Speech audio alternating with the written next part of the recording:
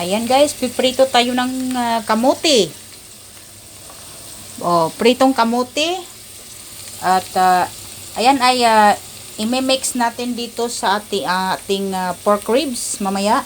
Gawin natin itong parang adobo. Ayan. So malapit na siya. So ilagay natin siya parang ano siya, toppings. Mamaya-maya guys. Ayan, okay na. Tapos ngayon, mag-isa tayo ng sibuyas at bawang. Ba-brown natin guys. Ayan, iset aside muna natin ang bawang at sibuyas na brown-brown. Ngayon, ilunod natin itong ating pork ribs.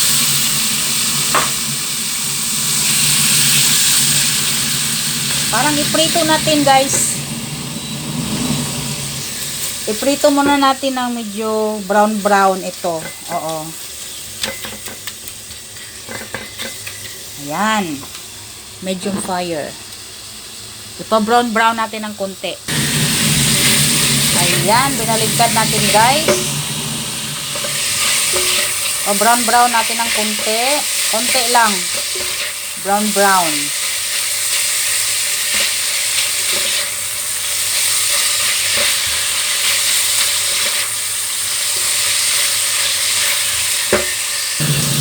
Ayan, brown-brown na siya guys. Lagyan natin siya ng konting tubig para maluto siya, no?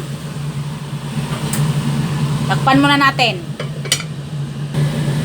Ayan, so meron tayong sauce na ginawa guys. Lagyan natin siya ng ano lang, mga 3 kutsara. Kasi ano na siya, pampalasa lang guys. Gawin natin 4. Ayan. So, takpan natin ulit at hanggang maluto. Mamaya. Tingnan natin. Ayan, inilagay na natin ang ating sibuyas at bawang. Ang pinabrown-brown natin kanina. Lagyan natin ng konting tubig. Ngayon, mainit na tubig ang ilagay natin para mabilis ang pagkulo niya. Kasi hanggang maluto siya guys.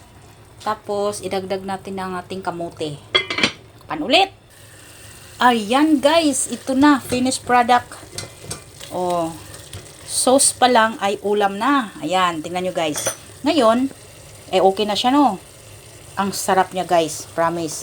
So, itong ating pritong kamote, ilagay natin sa toppings. Ayan, ganyan lang. Ganyan lang siya. Hindi nahahaluin yan guys, kasi mamaya, pag before to serve the dinner, iano natin yan, initin natin ulit. Luto naman yung kamote na guys.